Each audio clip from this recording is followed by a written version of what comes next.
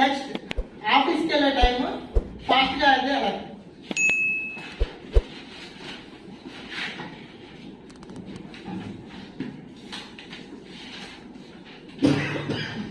అన్నా రా అన్న, ఆఫీస్ టైం అవుతుంది.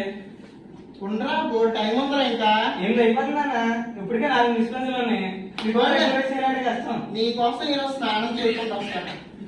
ఫస్ట్కి వెళ్దాం. రే రవి, చాలా ఫాస్ట్ గా వెళ్తున్నావు. పంచాయతీగా రే రవి రవి ఏదో ఈయన పట్టుకోండి.